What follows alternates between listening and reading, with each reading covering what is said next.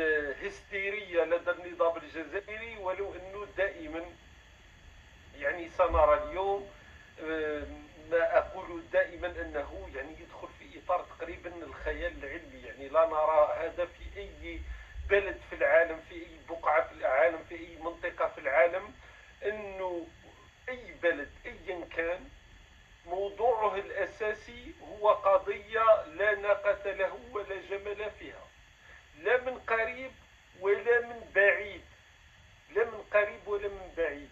لأنه اليوم ما حدث بيان الخارجية الجزائرية، الخرجة هذه الهستيرية للنظام الجزائري، كلها مرتبطة بقضية لا ناقة ولا جبل لنا فيها. لكن قبل هذا ربما قضية صنعت الحدث، يعني باش يكون الانتقال والرابط مع آخر ما تكلمنا عليه في اللايف السابق. بطبيعة الحال قضية أيضا ربما البعض يرى فيها تقريبا أمر تافه أو جزئية، فقط نشوفوا جزء. لا أدري إذا كان عندي هنا، عفوا، نشوفوا فقط هذا المقطع.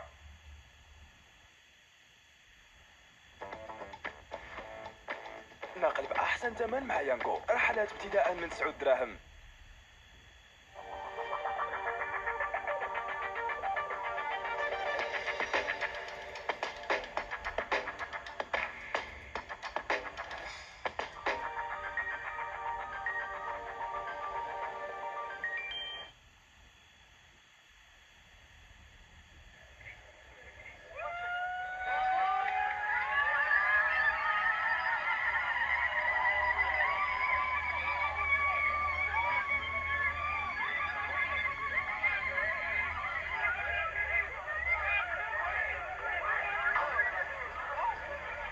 طبعا تحركوا، شفتوا، نزيدوا نشوفوا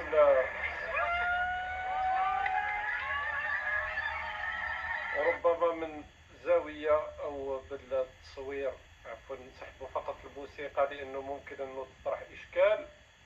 نزيدوا نشوفوا من جانب آخر.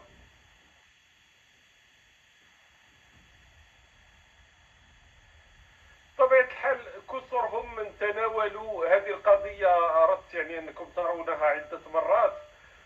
كثر من تناول ربما هذه القضية لدرجة أنه تقريبا بشكل ساخر، ولو أن القضية ليست فيها أي، العكس، هي كارثة كبرى. لماذا؟ أولا نروح بالمنطق،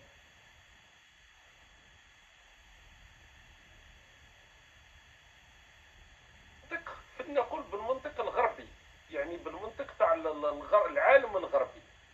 ما حدث هنا بين أحمد عطاف وبين هذه اللي انتخبت كنائبة لرئيس مفوضية الاتحاد الإفريقي، هذه حدادي، طبيعة الحال هنا يعتبر تحرش جنسي بكل بساطة، بدون أي لف ولا دوران. في أي بلد في العالم، في أنا نقول لكم في العالم الغربي، ما نتكلموش على منطقتنا أو على شمال إفريقيا أو لا، في العالم الغربي هذا يعتبر تحرش. أصلا لماذا تحرش؟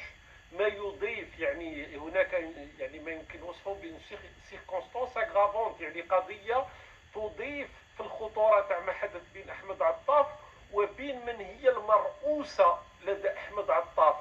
لأنه هذه بطبيعة الحال هناك قضية تاع السلطة، أنه أحمد عطاف يملك سلطة على هذه حدادي والارتماء، يعني بالإضافة إلى أنه في في طبيعة الحال في إطارنا شمال إفريقيا، في الجزائر، في البلدان تاعنا، طبيعة الحال الأمر غير مقبول أخلاقيا، ولا واحد يقبل أنه خصوصا امرأة تعامل بهذا الشكل، أنه الارتماء عليها بهذا الشكل.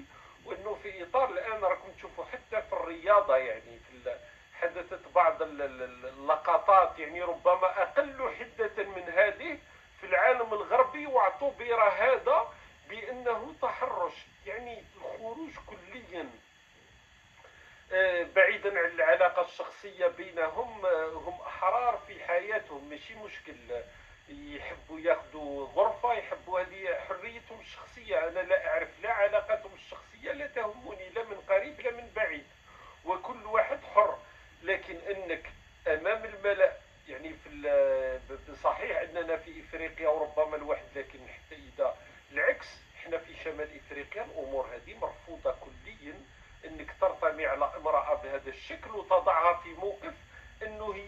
ملموسه. تخيلوا لو مثلا رفضت القضيه هذه، لكانت بطبيعه الحال تصرى فضيحه كبرى وتفصل من عملها وغير ذلك. اصلا ليست لها، حتى اذا كانت قضيه رضائيه لا تكون امام الملأ. ولهذا القضيه اخذت ابعاد، واليوم الكثر يتداولون هذا الفيديو. يعني هذه صوره تاع دبلوماسيه، يعني ومن اجل منصب تاع، حتى لو كان منصب تاع رئاسه، يعني نتكلموا بشكل سخيف، يعني رئاسه العالم كعالم، وما تكونش لقطات مثل هذه. بطبيعه الحال الامر غير مقبول، لا اخلاقيا لا دبلوماسيا، لا لصوره الدوله لا لصوره البلد. لكن نظام تاع عرايه حثاله.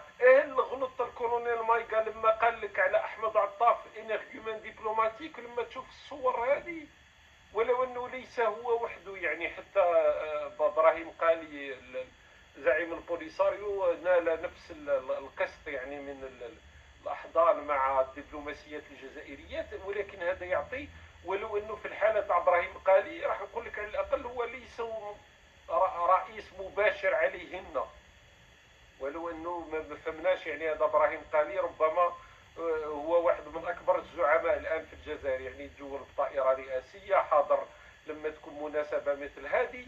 لكن يعني انه في يعني حتى الجوانب الشكليه النظام الجزائري نظام حقير ونظام متخلف. يعني قلت لكم، يعني العالم الغربي هم يضلوا يتكلموا احنا المبادئ والاخلاق وكذا. العالم الغربي لا يقبل مثل هذه الصور. مستحيل انه تمر قضيه مثل هذه مرور الكرام. ومنذ متى احنا في شمال افريقيا نتقبلوا صور مثل هذه؟ على العموم انك تجبر، القضيه هي في الاجبار مش في القضيه الرضائيه ام ليست رضائيه. اذا كانت هي تقبل بهذا يروحوا ياخذوا غرفه مع بعضهم البعض، لكن ليس يعني بصورة الدبلوماسية الجزائرية وليس أمام العالم. والقضية هذه بطبيعة الحال عندها يعني عندها دلالات وعندها أهمية كبرى. يعني أنك تحط الجزائر في هذا الموقف، يعني موقف العبيط تقريبا راح نقول.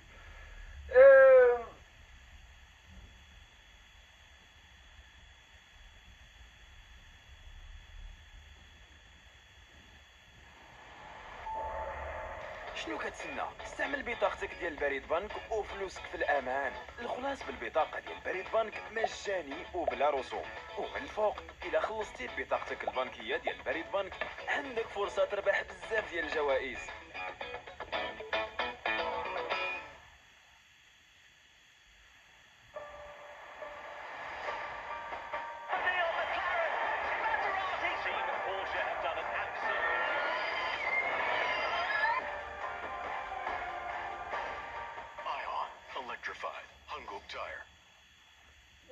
من وقبل ما ندخلوا في بطبيعة الحال المسألة التي حدثت اليوم وبيان الخارجية الجزائرية، البيان الفضيحة للخارجية الجزائرية، نكملوا أيضا كالعادة جولة في الإعلام الرسمي الجزائري عبر هذا الحساب اللي دائما يعني يطربنا بما ينشره الإعلام الجزائري. اليوم نشوفوا جماعة الثلاثاء 18 فبراير، يعني اليوم ماذا كان يتم تداوله في التلفزيون العمومي الجزائري. نسمعوا قليلا.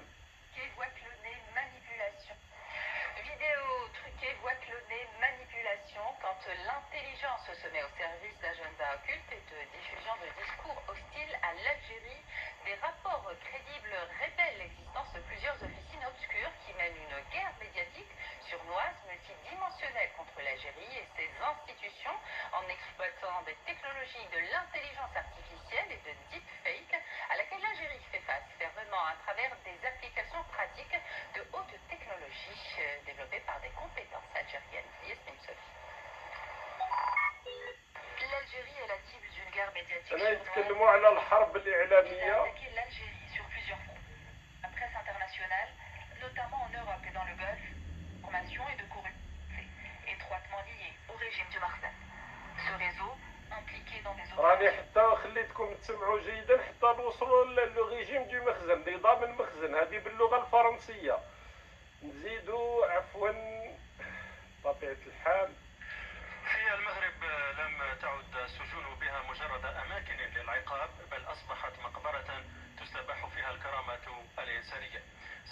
المخزن هذه فضحتها تقارير جديدة تفصل فيها النظام الجزائري اللي دوره في السجن عندنا من أكثر كارثية في العالم، مقابر حقيقية، اعتداءات، تعرفوا اغتصابات، اعتداءات جنسية، وخلي وخلي وخلي ما يحدث في السجون الجزائرية وفي ثكنات المخابرات وغير ذلك. النظام الجزائري راه يعطي في الدروس ودائما في المغرب.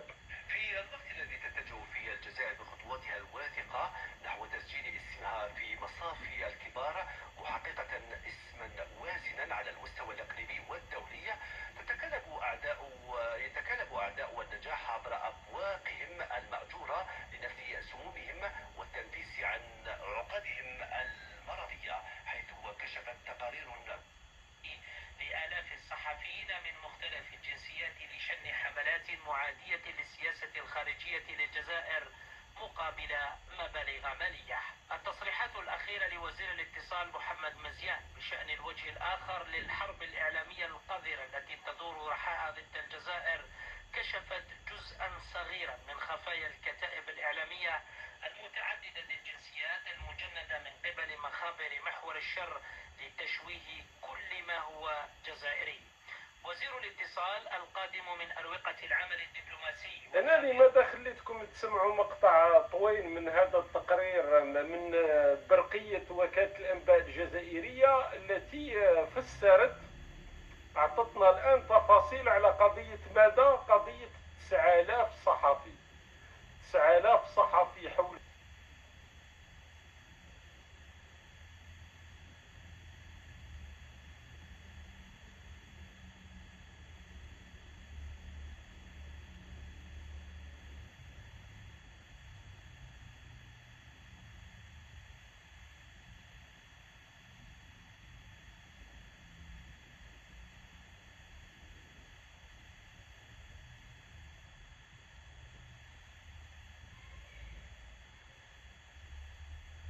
للعالم. قال لك بانهم مجندون بطبيعه الحال، دائما مع ذكر المخزن، هذه كلها مخزن المروك المغرب دائما مجندين بطبيعه الحال من اجل ضرب صوره الجزائر واستهداف الجزائر وكذا وكذا وكذا، وراكم تعرفوا الروايه. لكن ما دخلوا منه برقيه وكاله الانباء الجزائريه، تعرفوا ما هو محور الشر هذا؟ فيه دولة خليجية، إشارة واضحة إلى الإمارات، فيه فرنسا، وفيه المغرب. ألا تلاحظون بأن هناك عنصر مهم تم سحبه من محور الشر هذا؟ ممكن في التعليقات راح تقولوا لي من هو العنصر اللي صار الآن غير داخل، كان من قبل ثلاثي الخطير، ثلاثي المؤامرات، المخزن طبيعة الحال فرنسا، ومن وراءهم كاين عنصر صارت لا تذكره برقية وكالة الأنباء الجزائرية، صاروا ما يقولوا الناس مؤامرة، الأيادي الخفية، بارك الله فيكم، راكم بديتوا في التعليقات. إسرائيل صارت غير موجودة في الخطاب الرسمي الجزائري. المؤامرة الصهيونو مخزنية قلت القضية بشكل كبير، بل أنه في الأيام هذه معناتها قادر غدا يعودوا يرجعوا لنفس الرواية، قادر لا يواصلوا، لأنه ضرب عشوائي، نظام ما عنده لا رؤية لأي شيء. الآن شافوا الإدارات مع الإدارات تاع دونالد ترامب، قال لك نحاولوا تراش نقربهم الإدارة هذه، نحاولوا نتجنبوا الكلام على إسرائيل.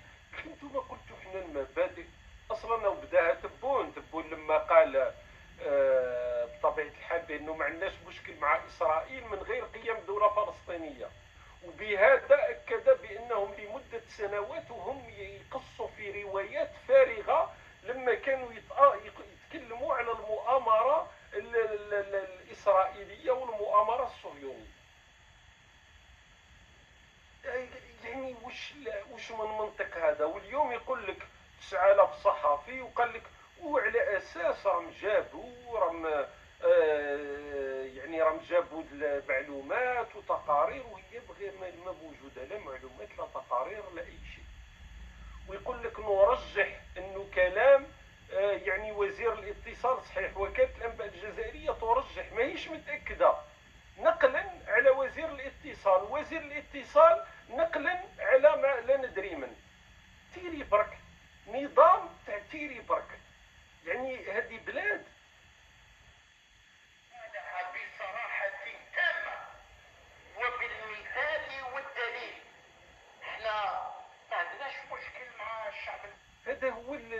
وزير الاتصال هذا اصلا صراحه لما تشوفوا يعني تستغرب كيفاش شخص مثل هذا وزير اتصال.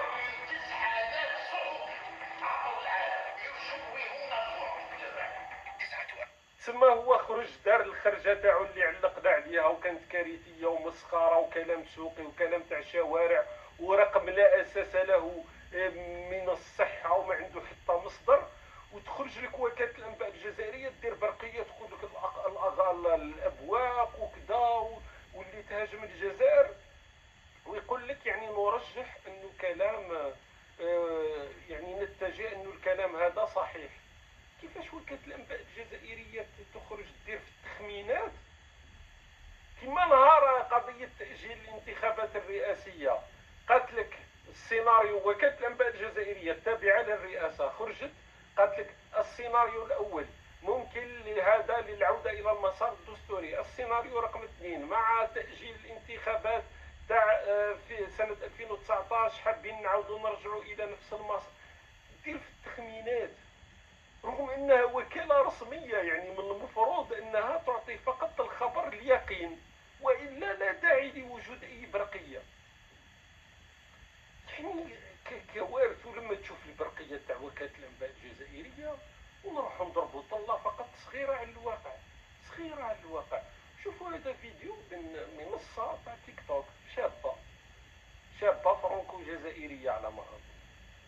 Bon les gars, je vous montre, il y a pas d'eau à la maison, je suis arrivée hier, voilà, pas d'eau, j'ai les calmes, en fait, ce matin, il y a ma cousine, elle est sortie, elle est partie à Massa, elle s'est baladée dans tous mes radios avec ça. Et il y a un mec qui l'a raccompagnée à la maison en gros pour les apporter. ما تديش اللي بين ده؟ ولاية وهران من بعد شكون؟ نتاع الراجل اللي يعاون باش تبدل. جاني شعبي كوستو. صح. بغيت لا تربية بيوت الرذيلة في كل جهة، في الإعلام، في الرئاسة، في الواقع قتلها ما جاهاش على الكوستو هذا. دونك هذه الفرنكو جزائرية جات لولاية وهران، جاءت إلى ولاية وهران. ولاية وهران لو بتي باري، باريس الصغيرة على قول أنصار النظام الجزائري، ولو انه لو كان ماشي باريس، لو كان ماشي الاستعمار الفرنسي اللي خلى لنا شي بعض المدن، لو كان الجزائر هذه راهي مزبله اكثر من راهي مزبله اليوم. جاو لولايه وهران الماء ما كانش 2025 تبون راهو قال عنده سنتين بانه خلاص قضيه هذه الماء ما كانش انتهت. تي باري دوزيام باري عفوا على ما اظن، باريس الثانيه، ولايه وهران باريس الثانيه. attraper ma veste parce que oui, en Algérie, il n'y a pas d'eau. Alors, la seule erreur que j'ai faite, c'est peut-être de ne pas avoir précisé où j'habitais. Mais j'habite à Constantine et à ce que je sache, Constantine, c'est un peu comme Alger ou Alger. هذه وحده فرنكو جزائريه وحده اخرى، لانهم هما ما على بالهمش بالاوضاع في الجزائر. هادو تلقاهم يتكلموا عاميه جزائريه، الفرنسيه تقريبا الفرنسيه وما يتكلموهاش. على كل حال هذه اشكاليه فرنسيه لن ادخل فيها، لكن هادو اللي يسكنوا راكم تعرفوا في الضواحي تاع باريس ولا في الناس اللي ولدوا من اصول جزائريه ولدوا في فرنسا، تعرفوا انه هناك اشكاليات كبرى لدى هذه الفئه. ولكن هذه جات لولايه قسنطينه، الاولى جات لولايه وهران الماء ما كانش، هذه في ولايه قسنطينه وقالت لك تعداو عليها. واحد جا جبدها قال لها كيفاش تقولي باللي الماء ما كانش، وهي قالت بانه في ولايه والان جات خرجت تحدى لهم تقول لهم راهي في ولايه قسنطينه ولايه كبيره، معناتها عاصمه الشرق الجزائري ولايه قسنطينه وعاصمه الغرب ولايه وهران مازالت اشكاليه تاع الماء. والقضيه هذه بطبيعه الحال الناس ما يسمعوش بها، لانه الناس صارت تخاف مجرد انها تقول بانه الماء ما كانش. انا قلت لكم هذو الفرنكو جزائريين بحكم انهم ما يعرفوش الجزائر، ما يعرفوش الظروف، يخرجوا في بعض الاحيان يقولوا كلام مثل هذا. يعني الاشكاليه تاع الماء مازالت موجوده. الاعلام الجزائري واش يتكلم؟ المغرب، المروك، محمد السادس، راهو نشر خبر وفاه محمد السادس، راهو مات محمد. يعني واحد الترهات والبروباغندا والفيك نيوز والقذاره تاعهم، ام تاجلت، ام سحب تنظيم كاس افريقيا من المغرب. سمعوا بها غير هما انصار النظام الجزائري، الحلم تاعهم يسحب تنظيم كاس افريقيا من المغرب. تسمى يسحبوا تنظيم كاس افريقيا من المغرب ويخليوا لها كاس العالم.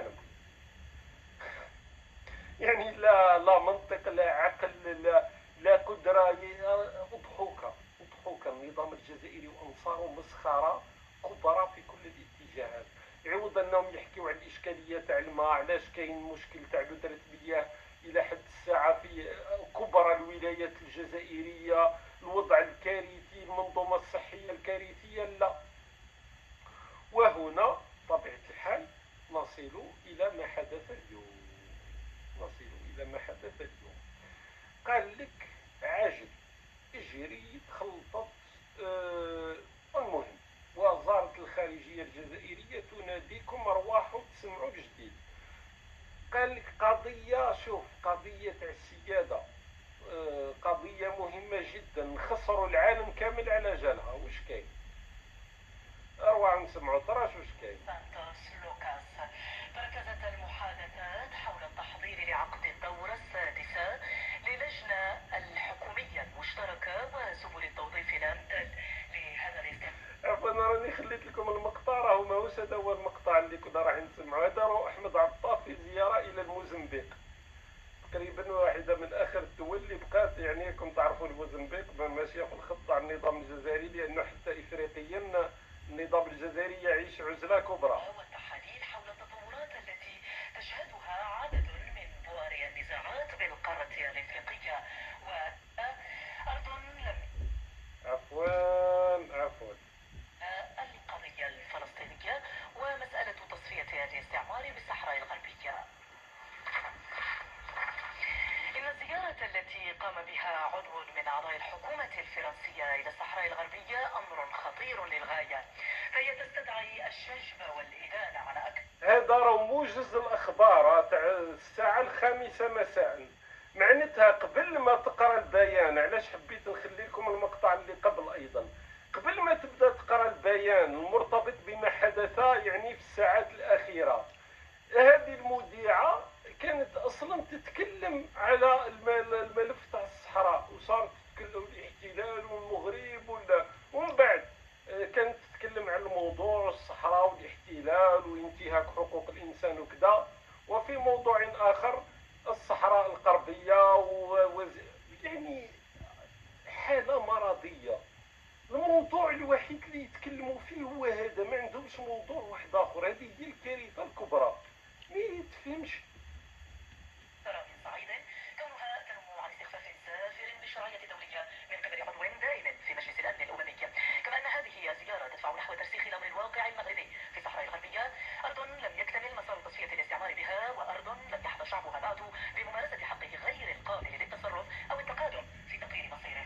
وفي الأخير فإن هذه الزيارة المستفزة تعكس صورة مقيتة للتضامن والتعاضد بين القوى الاستعمارية قديمها وحديثها، وبقيامها بذلك فإن الحكومة الفرنسية تستبعد نفسها وتنأى بها بصورة واضحة وفاضحة عن جهود الأمم المتحدة الراضية إلى التعجيل بتسوية نزاع الصحراء الغربية على أساس الاحترام الصادق. اولا اليوم اكتشفنا بأن المغرب قوة استعمارية. قال لك فرنسا والمغرب يتضامنوا مع بعضهم لأنه كلاهما قوى استعمارية. يعني هذا المنطق ما على باليش اذا نقدروا نسميوه منطق. اولا ما حدث، واش كاين؟ تشوفي كتتعجب، تقولي سبحان الله، تقولي خطاب شديد اللهجه وقوى استعماريه تتضامن فيما بينها والحاله مخلطه. راهو الشرعيه الدوليه انت تقول هادو فرنسا والمغرب راهم اتحدوا من اجل الدخول للاراضي الجزائريه واحتلال الجزائر. يعني بيان شديد اللهجه مثل هذا طبيعه الحال اكيد انه القضيه كبيره، لازم تكون قضيه كبرى جدا حتى انك تخرج بالشكل هذا وتتكلم وقوى استعماريه وتتضامن في بابنا وترهن علاقتك مع فرنسا بهذا. لكن الموضوع ما هو؟ الموضوع هو الصوره هذه، دقيقه نشوفوها اذا قدرنا بشكل مقرب. الموضوع يا جماعه هو الملحفه. صوره وزياره من غشيده اللي كنا نشوفوا فيها غشيده ذاتي، هي صح فيها دم جزائري من والدتها، لكنها هي على العموم فرنكو مغربيه، وزيره فرنسيه. معناتها قضيه تقدر تقول تقريبا عائليه بين فرنسا والمغرب. وزيره فرنكو مغربيه اسمها غشيده ذاتي، وزيره في الحكومه الفرنسيه، زارت اقاليم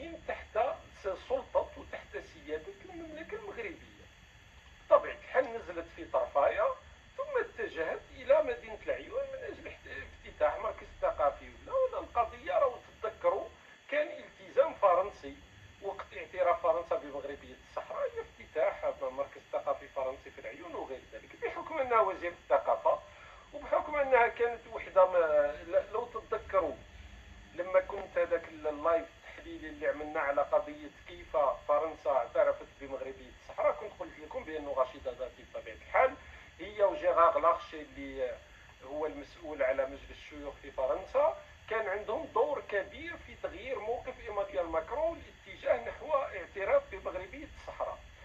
رشيدة داتي في إطار قضية فرنكو مغربية لا علاقة لنا بها لا من قريب ولا من بعيد. الجزائر واش دخلها؟ ما عندها حتى دخل. الجزائر اصلا تعرفوا العباره ماذا تقول؟ العباره هذيك الشهيره حول اللي يقولها النظام الجزائري حول ملف الصحراء. قولوا لي انتم في التعليقات واش يقول النظام الجزائري حول موضوع الصحراء. نتكلم على الروايه الرسميه. ماذا يقول النظام الجزائري حول موضوع الصحراء؟ عنده واحد العباره هكا معروفه يعرفها العالم كله، ما كانش اللي ما يعرفهاش.